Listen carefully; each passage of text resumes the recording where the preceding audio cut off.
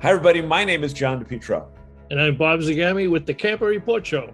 On today's Camper Report Show, I'm going up to the great state of Maine and visiting Sun Outdoors, Wells Beach. If you've been there before, get ready. You're going to like it even more. Pretty good. And I've got an interview with Scott Taylor of the Cougar division of Keystone. He's the production manager and also does a lot of work with the new programs they're bringing out for consumers on their websites. They're quite interesting. I think everybody will enjoy them.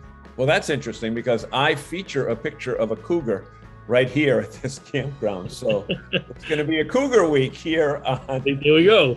Camper Report Show. So that plus all the news of the week right here. Where, Bob? On the Camper Report Show. Hey everybody, welcome back to the Camper Report Show. This is the news segment of our show. My name is John DePietro. His name is Bob Zagami. And Bob, there's so much news going on about RVs. I mean, you see them in ads for trucks. You see them in ads for family vacations. You see them everywhere. But now the RV industry this week is spending time in Washington, D.C. And they've got a program called RVs Move America. And there are some really interesting economic impact statistics. And I know that you're a numbers guy. Share some of those numbers with us. The numbers were staggering. I'm not sure that they even knew when they commissioned this particular series of reports, which they've done in the past. They go to Washington every time, usually the first week in June, the industry executives, the association executives, manufacturer and supplier reps, and they have a bunch of presentations. They had Brett Baer from Fox News as their keynote speaker for the luncheon meeting today.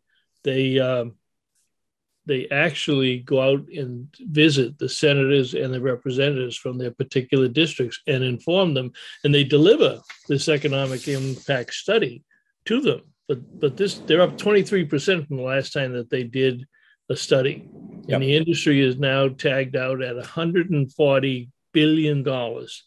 And they generate 680,000 jobs and 48 billion in wages. Yep. Yeah, you know what? I've always said that the industry has done a poor job in letting the general public know the economic impact that it has on a marketplace, especially the campground industry, where people think, like, for example, right here in Wells Beach, Maine, the general public, I think, has a tendency to think that, well, people go camp at the campground and don't leave the campground. But we did. We went up to Portland. We went to Old Orchard Beach. We went to Marden's. We went to Rennie's down the street. We went to that golf course. We went to the restaurant next door. But people have a tendency to think that, all the money stays in the campground. And that's certainly not the case at all. No, not at all. And like I said, this was up 23% from the last study 3 years ago. But yep. the numbers even surprised the people in the association itself. And it is important that they get this out to the political people who create the budgets and yep. budgets for outdoor recreation, and that they truly understand, because 3 years ago, at 23% less, it was 2% of the gross domestic product. So it's probably going to get close to 3% of the gross domestic product of the entire country. Yep. is involved in the RV industry in yep. camping.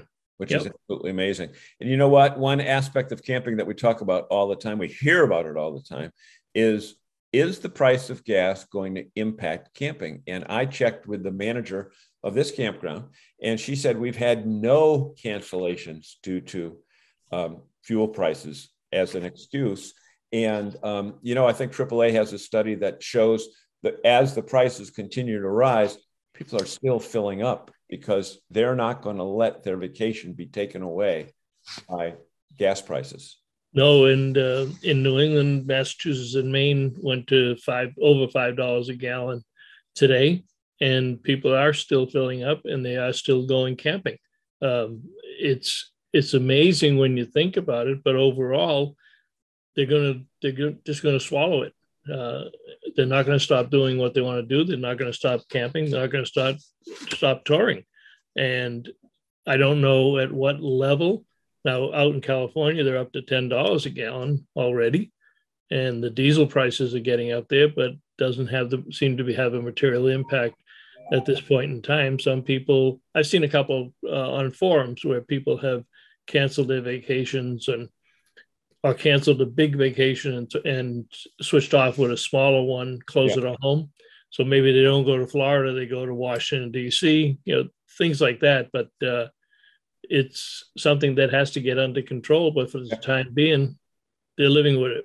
Yep, living with it. And one of the places that you could find out about how the RV industry is coping with this situation is our friends, our colleagues here at RV Business are celebrating their 50th anniversary. Now, Sherm and Greg and Rick don't look that old, but they weren't really the founders of it. They were around for a long time, but no, they weren't. Art Rouse was the original founder of it, and I'm so young. I remember Art Rouse, so I remember all 50 years of trailer life and trailer camping and what Art Rouse's journal going way back then. But they've had a great run, and they continue to improve the magazines, I should say, both RV Business and Woodall's Campground magazine, and they are the best in the industry. There's no question about it, and they keep getting better and better.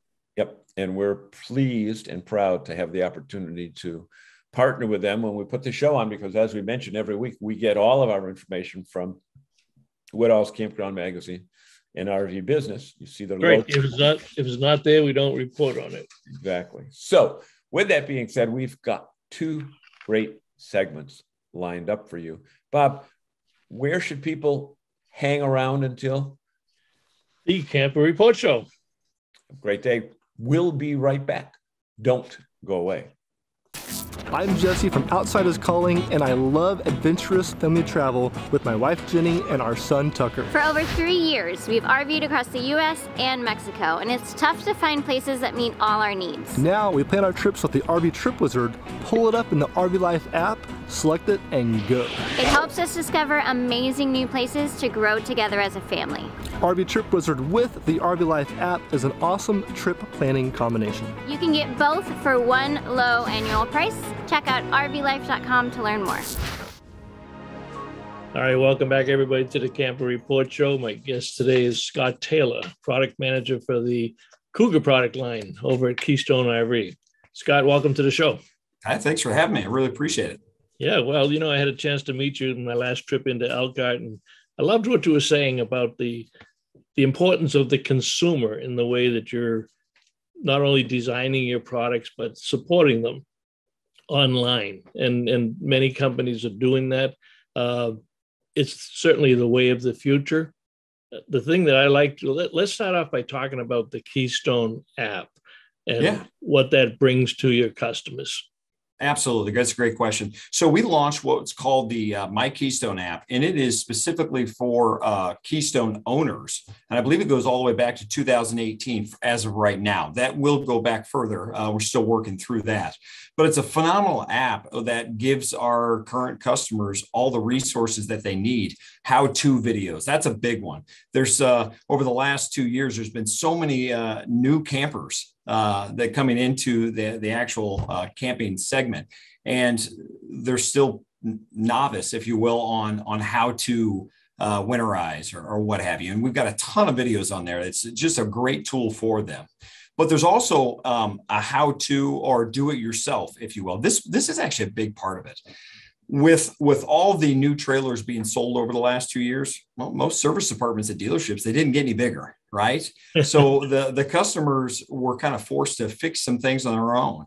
Well, we'd love to tell you that we're perfect. We're not. We make mistakes, but this app, this tool for the consumer, it's just that there's nothing else out there like it. And what it is let's say a customer has a small feature that broke on their trailer. Maybe it's a blind for whatever reason doesn't roll up anymore. Well, rather than spending the time sending it to the dealership, they can fill out a small little form, contact us, and we might just send them a new blind in the mail so they can put it on themselves and save the hassles and headaches of going back to the dealerships. So that right there, key in itself, is why that app is so important. And we haven't, and no other manufacturer, to my knowledge, does. Yeah, and it's important today because the consumers, like you say, they want to do some of this stuff. They understand that there's going to be a long wait time at the dealers. They understand that warranties might take a little bit longer. And for many of them, they're quite capable of doing that. That's and exactly right. Having that freedom to do it, knowing that the manufacturer is behind them, that's a great asset for what they're going to be able to do. And to couple with that, the dealerships love it as well. Because there are big ticket items, unfortunately, that they need more time to take care of, and spending time on fixing a blind is not something that they want to mess with either. So the dealers love the program as well. Well, I can attest to that. Our Cougar dealers here in New England really love that particular feature because nobody wants to take 20 minutes or a half hour to move a rig into the bay. That's right. To fix it for 10 minutes. And That's move right. it out when somebody's got a real serious problem that might have to spend a couple of hours in there. That's exactly right. That's a good way. Now, I understand you also monitor many forums that were actually customer generated for your product lines because Cougar's been out there for many years. They're one of the top brands in the country. So talk about forums and why they're important to you as the product manager and the production manager and looking at how you provide products to the customers. Yeah, certainly. So Cougar's been around since 1998. And, we've been fortunate enough to build over 170,000 fifth wheels and travel trailers. So we've got quite a bit of experience on how to build them correctly. And of course, how to not build them correctly too, if you know what I mean. But within the last few years, the Facebook forums have been key to our growth. And you're right, they are consumer sites. But they are there to help not only new prospect buyers, they're there to help existing campers. Just really that peace of mind, that community, that they help each other. That's what they're there for. And it has nothing to do with Keystone. I do monitor them. I am on all of those sites. And I'll tell you, that's where I get a lot of my information on what's next. What do we do next? What are customers actually really looking for? And they're wonderful sites. When you say that you monitor them, do you get actively engaged in the conversations with them, or are you sitting back and then perhaps contact the people individually afterwards?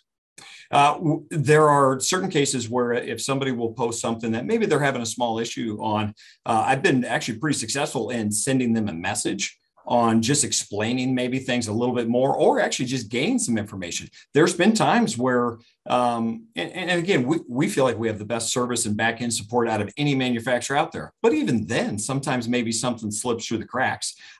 I've been able to really get in contact with customers and get a problem fixed.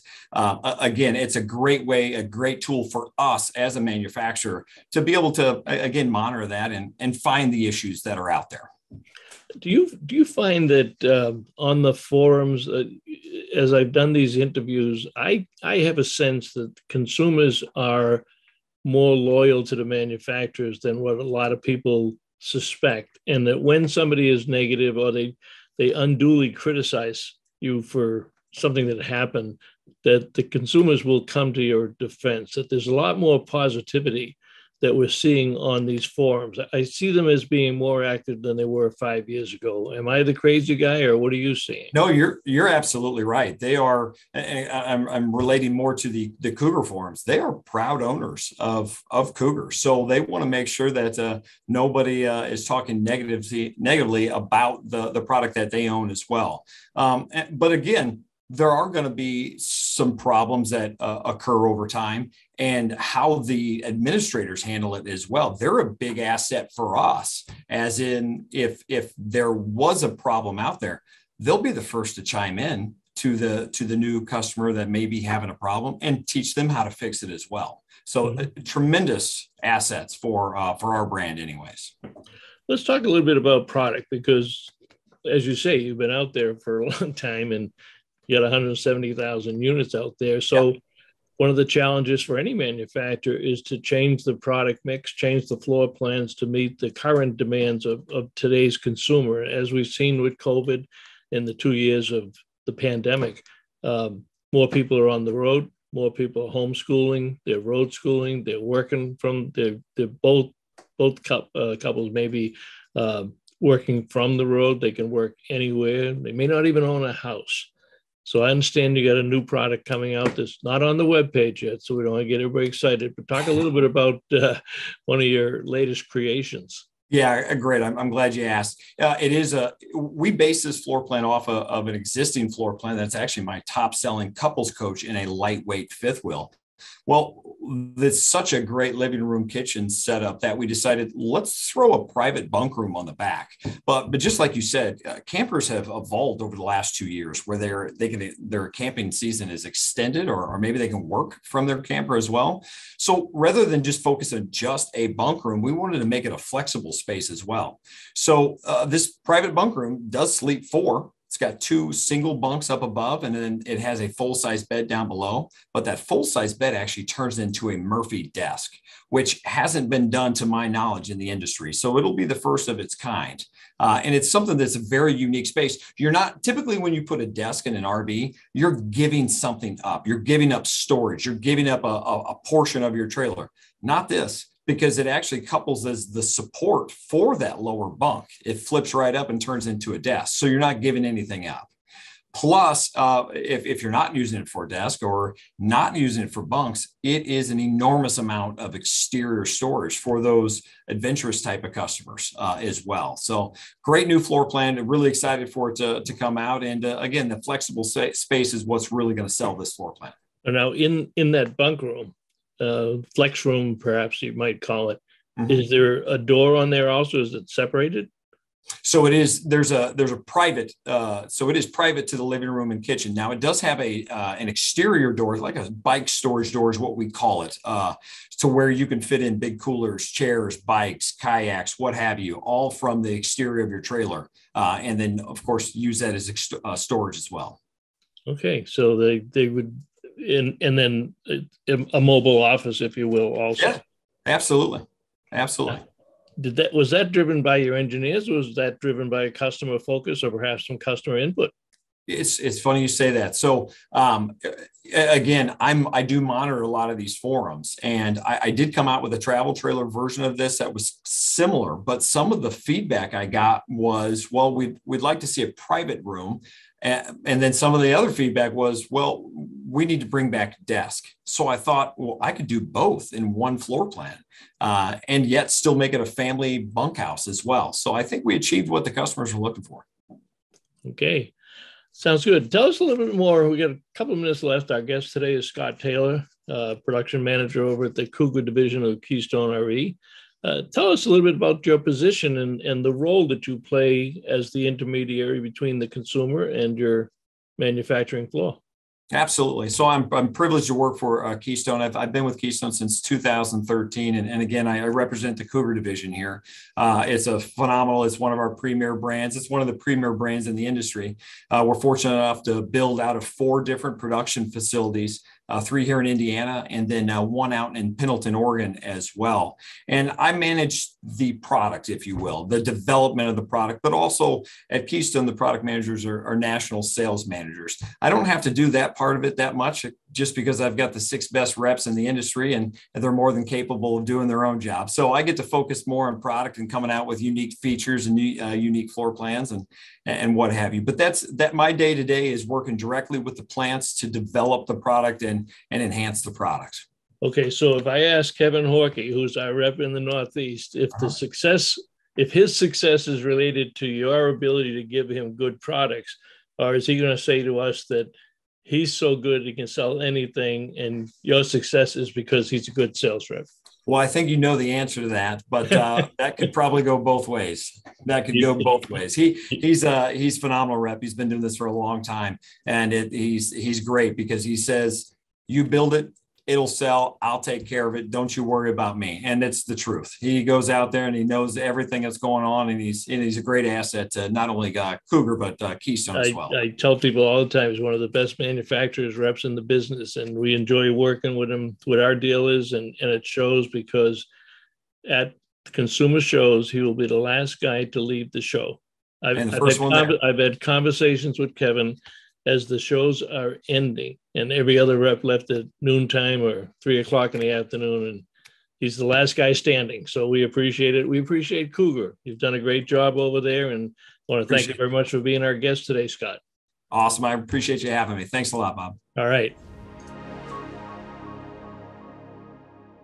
Mike here from RV Blogger. Don't waste hundreds of dollars on an external GPS for your RV. All you need to do is download the RV Life app right onto your phone. This app is so cool. It has RV GPS built right into it. So you can load all the specific measurements and weights for your RV. It'll give you directions safe for your RV to follow. And by the way, if you have RV Trip Wizard, directions for your trips upload into this GPS automatically.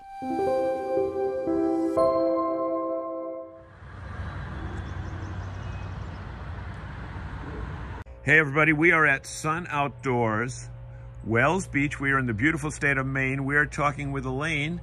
And Elaine, this is one of the friendliest campgrounds I've ever been in. Yes, it is. It's a really friendly place. Hi everyone. Elaine Hayden here from Sun Outdoors Wells Beach in beautiful southern Maine, Wells, Maine. And I'm coming to you on a, well, it's starting Well, the sun is going to pop out, Elaine. It is going to pop out. It's going to pop out. It is going to come out. You know, the beautiful state of Maine is known for vacation land year-round, and you know, the hard part of being in Maine in the spring is you could have snow one day and 80 degrees the next. Good. So what? We had 90-degree weather last week, and yesterday it was 55, and today it's going to creep back up to 70, so the pool will see some action. But tell us about this property. Tell us where Wells Beach is, because people, you know, who aren't familiar with Maine, Maine's a big state, but you're pretty convenient to everything. Oh yes, we're just over the border from New Hampshire. We're in southern Maine, and it is beautiful. We're wedged between Ogunquit to the south and Kennebunkport to the north. Kennebunkport. Oh, Kennebunkport, yes. Yeah. You can tell you're not from Maine. No, I'm not. You're from nearby New Hampshire. Yes, right? I am. Okay. But you've been at this park for a long time, and you were telling an interesting story about that tree right there, because you know what? A lot of times in the campground industry, management changes, but you have stayed constant. Yes, I've been here 42 years, and that tree he's pointing to, it's where, when I first came here, my parents were the seasonals on this site, and that tree was just a little itty bitty bush that they planted, and that's what it's grown up. So okay, it has a... So you know this place like the back of your hand. Yes. I'm guessing, because we've got some seasonals behind us, and as people were going by, they were all saying, "Hi, Elaine, hi, Elaine." You're really kind of the face of the park, and you know the people, know the property, know all the places around here where you can tell them to go to lunch or to shop or to the beach. That's so important in a campground where you have management that are in fact campers. That's true. And you do have to know about what's around here. There's a lot of hidden gems people just don't know. And they come from other places and they want to know about Wells. Where is Wells? Where's Wells Beach? And it's only a mile away. And we're located right on Route 1 in Wells, Maine. US 1. US Route 1. Maine to Florida. Well, yes, and for the first time, actually, I went down there, John, right down there where mile 1 begins. Oh, the Key West. Did you get the picture in front of that monument? Yes, I did. With my husband, it was just not long ago, a few months ago. Like a tourist. I couldn't believe it. Yeah. And so that was pretty cool. Yeah. So as far as accommodating rigs here, I see some good 35-foot, what do you call it, fifth wheels, but how about as far as tenting, as far as traditional pull trailers and motorhomes? Oh, we take it all, John. We go up to 45 feet. We have no problem. We have beautiful sites in the front. There are drive-throughs. Going up this way, we have large back-end sites that can accommodate up to a 45-foot motorhome, fifth wheel. We have it all. We have tents. We have primitive tenting sites without hookups. We have premium tent sites with the hookups. Oh, and we got a new friend here. Who's this guy? Does he speak French? I don't know. Is he a... Okay. Okay. Oh, that's Duncan. Duncan, okay. Just like the donut. He was named after a donut company. Yes, that's right. So as far as recreation, pools, playgrounds, what? We have pool, we have playgrounds, We have a small, you know, arcade room. We have a store with everything in it. We have bocce ball, shuffleboard. I saw that bocce court up there. Yeah. I've never seen that before on a campground. Well, it's pretty cool. Pretty cool. And a lot of people didn't know what bocce was. It took a bit. We heard about it more, I think, actually from the people from Canada, our friends from Canada. I think that's pretty popular up there, and it is popular down here as well. Yeah. And how about repeat biz? Oh, yes. We have a lot. Typically, I'm going to tell you, if someone comes here for the first time, I'd be surprised if they didn't want to come a second time. And many of my customers that have been here, they've been here as long as I have. They've been coming for 20, 30 years, so they love the park. And that's not just people from the United States. We have, and we're thankful they're back. We have many of our friends from Canada. We have a large presence in this area from Canada, and they love this park. Yeah. And now with Sun Outdoors' involvement, the aspect of making reservations is easier than ever, and keeping track of campsites. It's all new technology that really is not going to change the face, because you're here and your family and your crew is back. So they're just going to enhance the whole experience here, aren't they? I think so. They're helping us, obviously. There's a lot more, you're right, about it's new technology, it's advancement, but it's a good thing. You know, they can book online very easily. And then we have a lot of help with the calls now. You know, you can do a lot of online booking, like I say, and you can also call, and there's help with that as well. Okay, two more quick things.